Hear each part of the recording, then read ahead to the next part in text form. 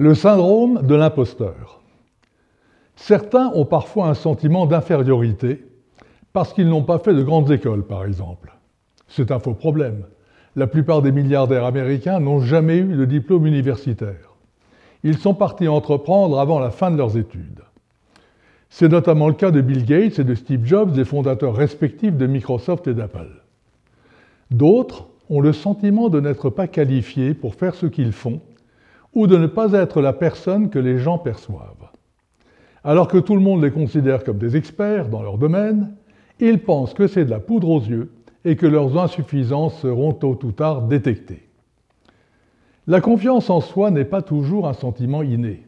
Des chercheurs de l'Université de Géorgie ont démontré que parmi les adultes réputés obtenir de grands résultats, un tiers d'entre eux souffrent du syndrome de l'imposteur.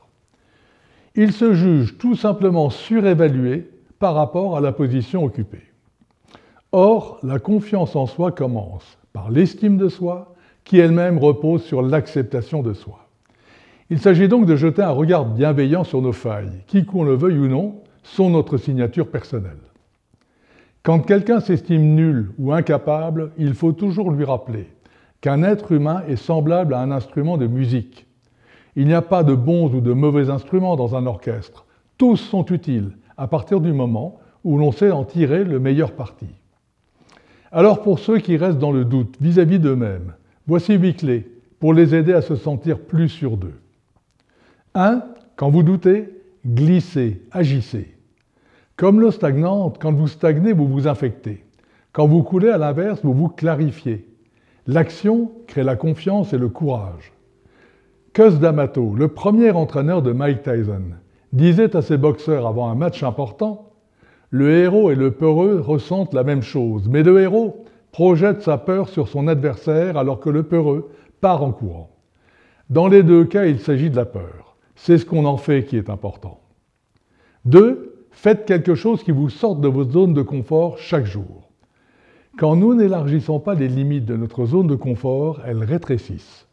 En vous mettant au défi de faire quelque chose d'inhabituel chaque jour, vous vous donnerez l'image de quelqu'un qui sait prendre des risques.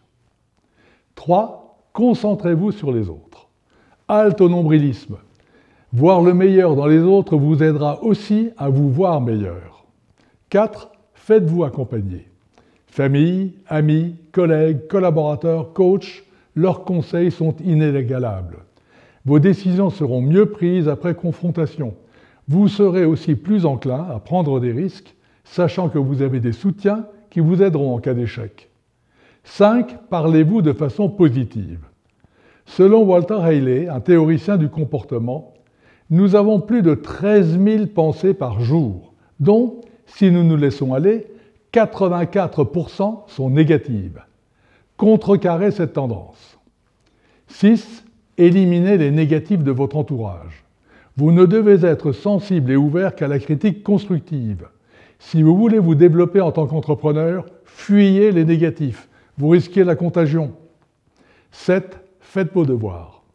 Restez au top des évolutions de votre métier et des informations en provenance de votre secteur d'activité. Connaissez intimement tous les rouages de votre entreprise.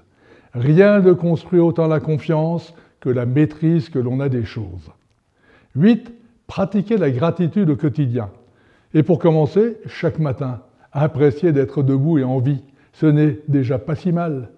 Si cette vidéo vous a plu, abonnez-vous à ma newsletter, à ma chaîne YouTube, téléchargez mon livre gratuit, les liens sont juste en dessous. À bientôt.